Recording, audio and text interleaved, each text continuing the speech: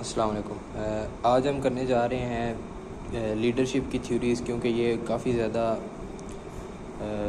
ज़्यादा हैं और उनकी आगे टाइप्स हैं और अक्सर ये कंफ्यूज हो जाती हैं। तो इसमें देखें, सबसे पहले ग्रेट मैन थ्योरी आती है, फिर ट्रेड थ्योरी आती है जिसकी 3 टाइप्स हैं, गॉर्डन एल्बर्ट, रेमंड कैटल और बिग 5 ट्रेड थ्योरी। फिर उसके बाद सिचुएशनल थ्योरी आती है, एक और टाइप है। फिर उसकी 3 टाइप्स हैं, पाथ गोल ओरिएंटेड, हर्से बेंचर्ड और ब्रूम येटन थ्योरी। फिर कंटिजेंसी आ जाती है और इसकी फिर आगे फर्दर 2 टाइप्स हैं। फिर LMX थ्योरी है, फिर ट्रांजैक्शनल थ्योरी है, ट्रांसफॉर्मेशनल थ्योरी है और पार्टिसिपेटिव थ्योरी है।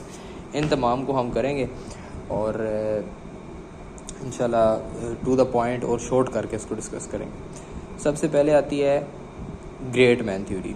ग्रेट मैन थ्योरी 1840s में दी गई थी और ये इंस्टिंक्ट्स के बारे में थी जो इंसान के अंदर इनबोर्न होती हैं। Leaders are born not made, leadership skills are inherent और leadership is male quality, great leaders are heroic, mythic and destined. इसका मतलब ये है कि ग्रेट मैन थ्योरी, जैसा कि नाम बता रहा है, मैन को फोकस कर रही है, तो ये मेल क्वांटिटी को ज़्यादा प्रेफर करती थी।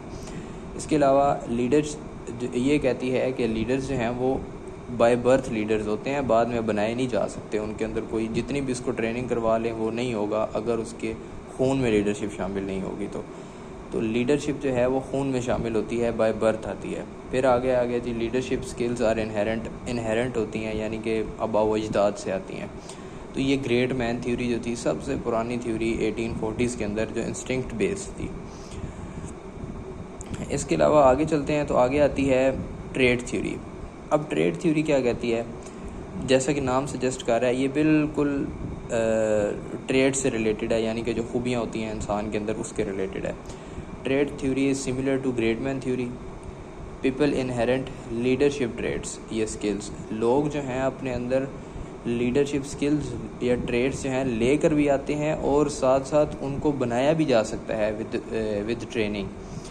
जैसे मैंने लिखा हुआ है, they are inborn as well as it can also be made with the help of training.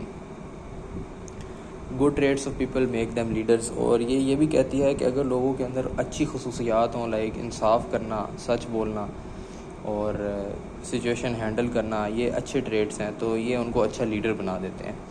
अब इस ट्रेड थ्योरी के अंदर हम देखेंगे 3 बेसिक टाइप्स हैं। Gordon Allport theory of trait 1936, फिर Raymond Cattell theory of trait 1940 और फिर बिग 5 ट्रेड थ्योरी, या फिर जिसे कहा जाता है 5 फैक्टर मॉडल थ्योरी। अब क्योंकि मैंने शुरू में बताया ये 1930s से लेकर 40s के दरमियान में ट्रेड थ्योरीज आई थी, तो ये 3 टाइप को अगर हम इंडिविजुअली डिस्कस करें तो सबसे पहले आती है गॉर्डन एल्बर्ट। गॉर्डन एल्बर्ट ने कहा था कि गॉर्डन एल्बर्ट ने फर्स्ट अटैम्प्ट की थी इसके अंदर, थ्योरी ऑफ ट्रेड्स के अंदर, और इसने डिस्कवर की थी that there are about 200 traits that are found in a leader, जो एक लीडर के अंदर होते हैं, और these traits are wired into the nervous system of individual. फिर एक ऐसी बात कही इसने जो कि हम साइंटिफिकली प्रूव नहीं कर सकते। इसने कहा कि ये जो ट्रेड्स और जो खसूसियात होती हैं ये इंसान के नर्वस सिस्टम में वायर्ड होती हैं, मतलब उसके अंदर कहते हैं ना, नस नस में बसी होती हैं।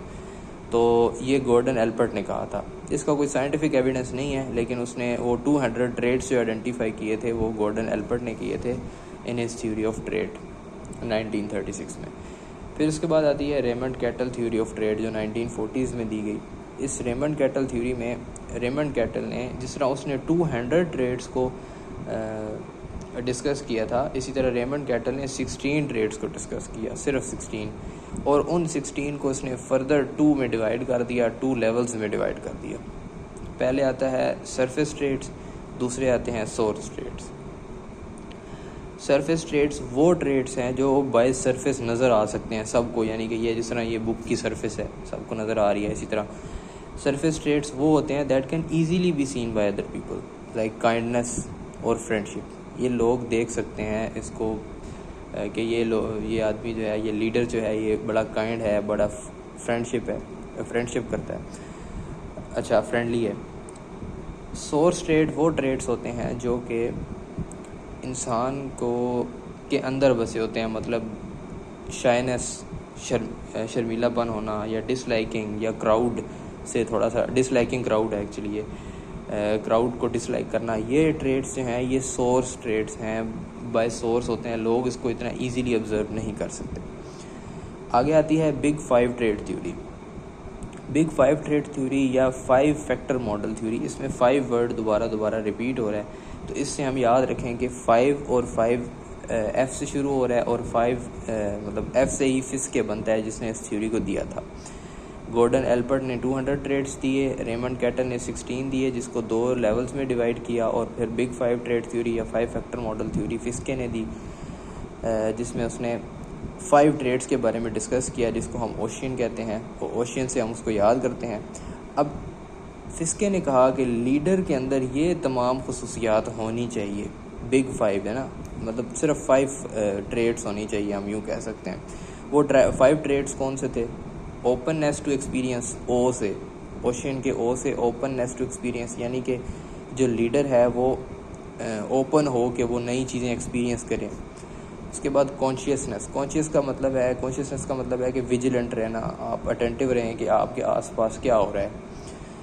ये लीडर की एक खसूसियत है कि वो विजिलेंट रहता है। इसी तरह लीडर की तीसरी खसूसियत है एक्स्ट्रावर्जन, यानी कि जो लीडर है उसने दूसरों के साथ इंटरेक्ट करना है, जितना ज़्यादा वो इंटरेक्ट करेगा उतना ही वो अच्छा लीडर होगा। इसको हम आगे, इसके ऊपर एक अलहदा थ्योरी बनती है जो कि हम बाद में डिस्कस करेंगे, आगे वो आएगी भी थ्योरी के, जिसके अंदर एक लीडर जितना ज़्यादा एम्प्लॉयज़ से अच्छा इंटरेक्ट करता है, जितनी ज़्यादा उसका अच्छा बिहेवियर होता है एम्प्लॉयज़ के साथ, वो उतना ही अच्छा लीडर होता है। ये एक्स्ट्रावर्जन के ऊपर थ्योरीज बनती हैं। वो कंटिजेंसी थ्योरी आती है, वो हम बाद में डिस्कस करेंगे। फिर आगे आती है एग्रीएबलनेस का मतलब है कि जो लीडर है उसके अंदर दूसरों के साथ एग्री करने की सलाहियत होनी चाहिए, यानी कि उसके एम्प्लॉय ने अगर कोई रिकमेंडेशन दी है तो उसको एग्री करने की एक सलाहियत होना भी एक अच्छे लीडर की निशानी है।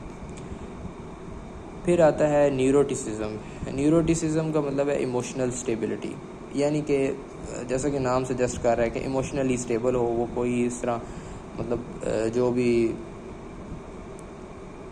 कुछ भी हो जाए वो इमोशनली स्टेबल हो, तो इमोशनल ना हो जाए। तो ये जो थ्योरीज थी, हमने 2 बड़ी लीडरशिप थ्योरी, पहली थी ग्रेट मैन थ्योरी, लीडर्स जो हैं वो बाय बर्थ होते हैं।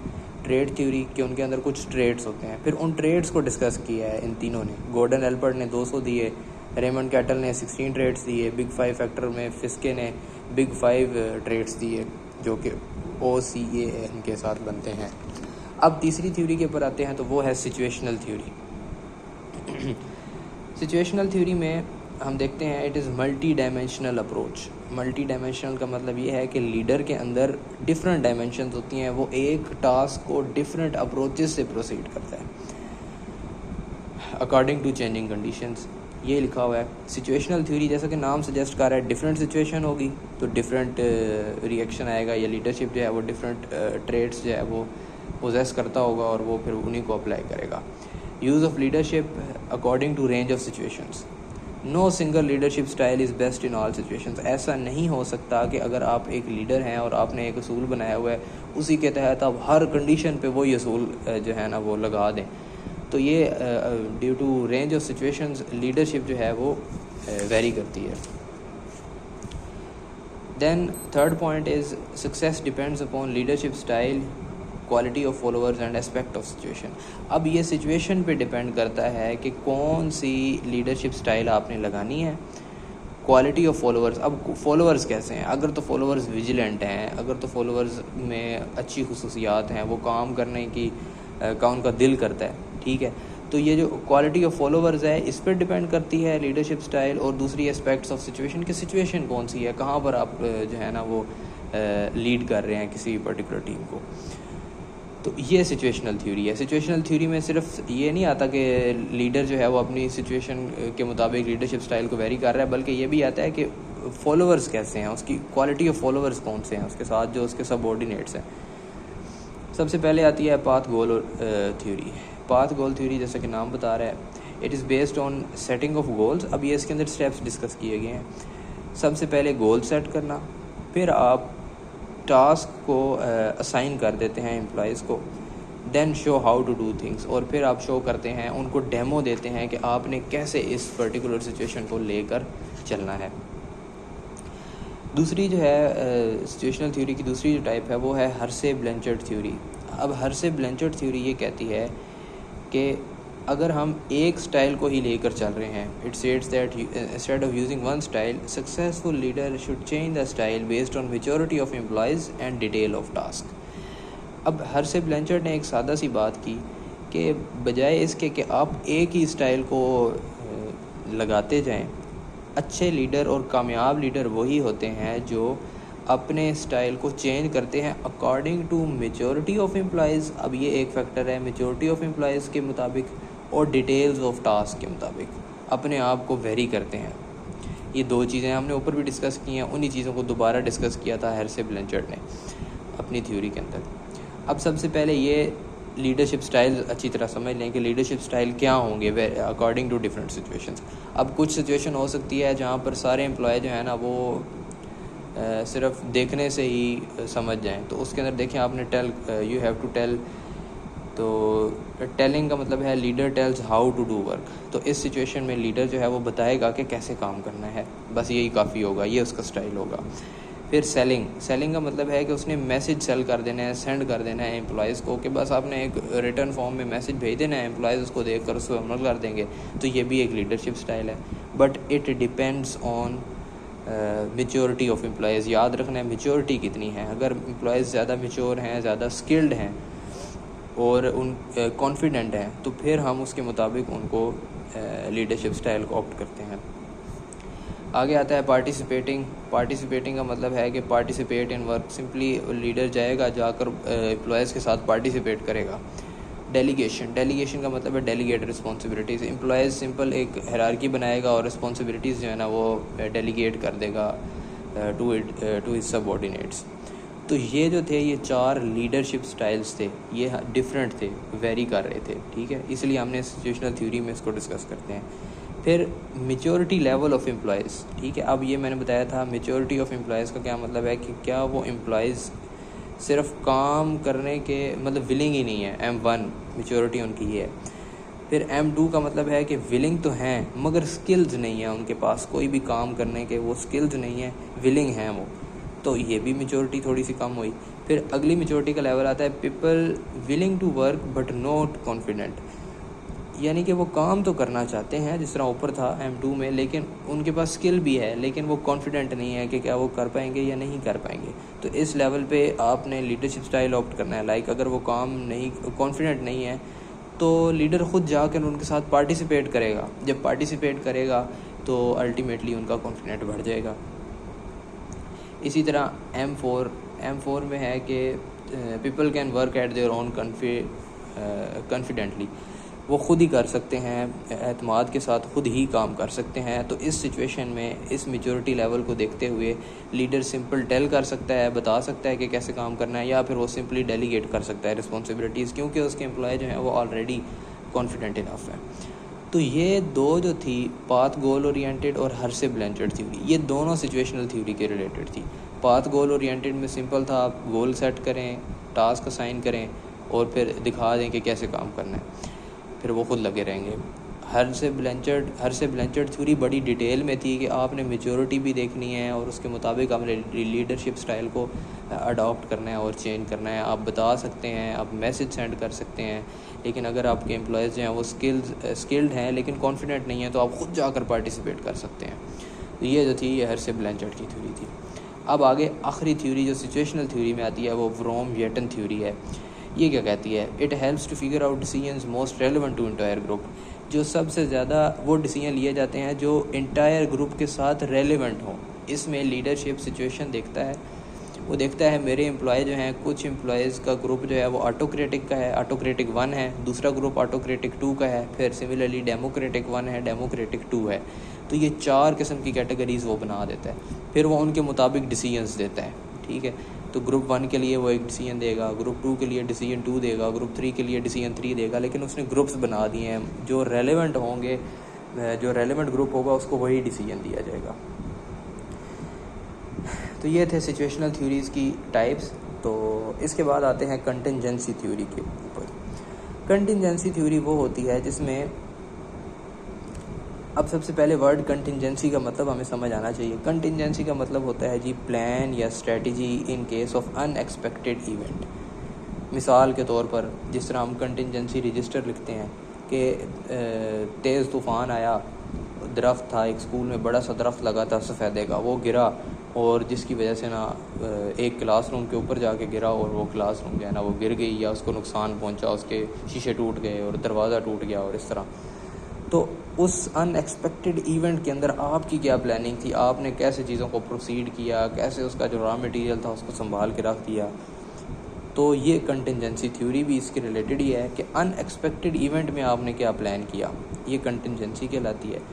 तो अनएक्सपेक्टेड इवेंट जो प्लानिंग होती है वो डिफरेंट सिचुएशनल फैक्टर्स पर डिपेंड करती है according to leaders preferred style, ठीक है, उसकी capability and behaviour of followers और कुछ दूसरे सिचुएशनल फैक्टर हैं। तो हम इसको ब्रेक डाउन करें तो लीडर के प्रेफर्ड स्टाइल और उसकी कैपेबिलिटीज़ कंटिजेंट सिचुएशन के अंदर वेरी करती हैं। अब इसके अंदर आते हैं, इसकी दो टाइप्स हैं, फिडलर कंटिजेंसी थ्योरी और कॉग्निटिव रिसोर्स थ्योरी। अब फिडलर कंटिजेंसी थ्योरी ये कहती है कि leader uses leadership characteristics and does not quickly change. Leader develops good relationship with the employees and leader ensures that employees perform at high level to get the job done. अब Fiddler contingency theory ये कहती है कि कुछ unexpected event late से अगर आ गया है तो लीडरशिप जो है ना, जो लीडर है वो अपनी लीडरशिप स्टाइल को चेंज नहीं करेगा। लाइक कोई हादसा रोनमा हो गया है तो लीडर जो है वो अपने ही स्टाइल के साथ चलता रहेगा, इतना जल्दी वो चेंज नहीं करेगा, रेजिस्टेंस टू चेंज होगा उसके अंदर। और फिर लीडरशिप जो है, क्योंकि उसके अच्छे एम्प्लॉय लीडर रिलेशनशिप्स होंगे जिसकी वजह से वो अपना काम जो है वो जल्द अज जल्द हाई लेवल पे अपना काम मिनिमम वक्त में करवा लेगा। तो ये फिडलर कंटिजेंसी थ्योरी है कि अनएक्सपेक्टेड इवेंट या अनएक्सपेक्टेड सिचुएशन में लीडर अपना स्टाइल चेंज नहीं करेगा, बल्कि क्योंकि उसके अच्छे रिलेशनशिप्स होंगे एम्प्लॉय के साथ तो वो अपना काम आराम से करवा लेगा, उसे ज़रूरत ही नहीं है अपना लीडरशिप स्टाइल या चेंज करने की।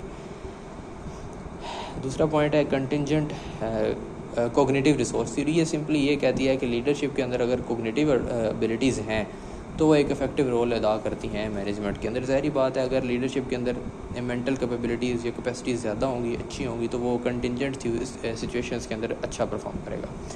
फिर आगे आती है LMX theory, leader manager exchange theory. ये सावन ने दी थी 2012 में।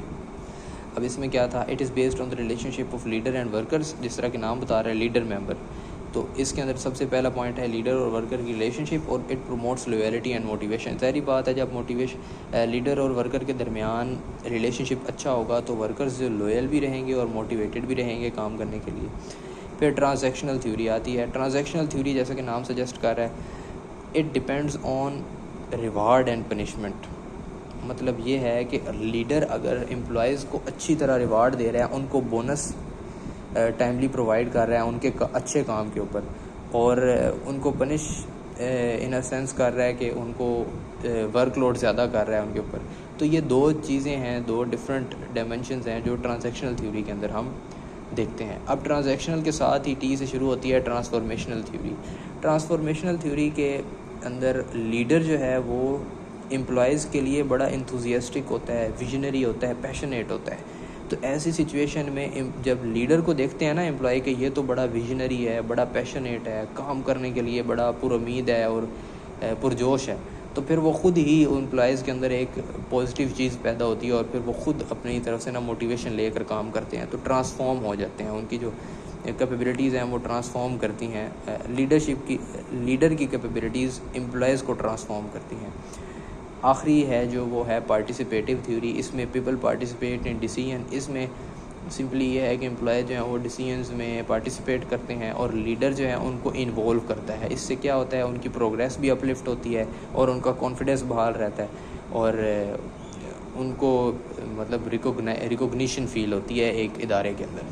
तो ये सारी थ्योरीज थी जो हमने लीडरशिप की थ्योरीज़ जल्दी से अब रिवाइज़ कर लेते हैं। ग्रेट मैन थ्योरी हमें कहती है कि leadership is inborn, trade theory हम कहती है कि ट्रेड्स, सर्टन ट्रेड्स होते हैं जो कि इनबोर्न भी होती है, लेकिन साथ साथ कुछ ट्रेड्स हैं वो भी हम देखते हैं। उसके अंदर गॉर्डन एल्बर्ट ने 200 ट्रेड्स दिए थे, फिर रेमंड कैटल ने 1936 में इसने दिए थे। रेमंड कैटल ने 40 के अंदर 16 ट्रेड्स दिए, जिसको 2 लेवल्स में डिवाइड कर दिया, सरफेस लेवल, सोर्स लेवल। फिर बिग 5 ट्रेड थ्योरी फिस्के ने दी थी, जिसमें 5 ट्रेड्स थे ओशियन के नाम से। और फिर सिचुएशनल थ्योरी, सिचुएशन के अकॉर्डिंग वेरी करना। पाथ गोल ओरिएंटेड में 3 स्टेप हमने पढ़े, सेटिंग गोल, फिर उसके अंदर डेलीगेशन, और वो फिर आगे हर से ब्लैंचर्ड थ्योरी थी, फिर फ्रॉम येटन थ्योरी थी। हर से ब्लैंचर्ड थ्योरी बड़ी डिटेल में थी, जिसमें वो कहता है कि मेचोरिटी लेवल के मुताबिक आपने एम्प्लॉयज़ को सिचुएशनल डिफरेंट सिचुएशन में लीडरशिप स्टाइल को अडॉप्ट करना है। फ्रॉम येटन थ्योरी भी इसी तरह सेम यही कहती थी कि आपने डिफरेंट ग्रुप्स में डिवाइड कर देना है अपने एम्प्लॉयज़ को, और उसके मुताबिक आपने डिसीजन देने हैं। फिर कंटिजेंसी थ्योरी है कंटिजेंट सिचुएशंस में। फिर फेडलर कंटिजेंसी थ्योरी ये कहती है कि आपने डिफरेंट सिचुएशन में आपने क्योंकि आपने अपने लीडरशिप स्टाइल को सिर्फ चेंज नहीं करना, और अच्छे रिलेशनशिप की बिना पर आपने काम करवा लेना है। फिर कोग्निटिव रिसोर्स थ्योरी है, कोग्निशन पर depend. LMX leader manager exchange theory है, जिसमें लीडर को और मैनेजर के दरमियान अच्छे रिलेशनशिप होते हैं। ट्रांजैक्शनल थ्योरी है, ट्रांजैक्शनल थ्योरी हमें ये कहती है कि हम उसके अंदर रिवार्ड और पनिशमेंट को लेकर चलते हैं। रिवार्ड देंगे तो उनकी मोटिवेशन बढ़ जाएगी, और इस तरह एंड ऑल दैट। फिर आगे आती है ट्रांसफॉर्मेशनल थ्योरी। ट्रांसफॉर्मेशनल थ्योरी ये कहती है कि हमने लीडरशिप जो है वो बड़ा विजनरी है, इंथुजियास्टिक है काम को लेकर, तो फिर वो सारे एम्प्लॉयज़ खुद ही मोटिवेट हो जाते हैं। फिर ट्रांसफॉर्मेशनल थ्योरी पार्टिसिपेटिव आ जाती है, जिसमें एम्प्लॉय पार्टिसिपेट करते हैं और वो खुद बड़ा रिकॉग्नाइज्ड फील करते हैं। तो ये थी सारी लीडरशिप थ्योरीज़, जिसको हमने जल्दी से रिवाइज़ कर दिया।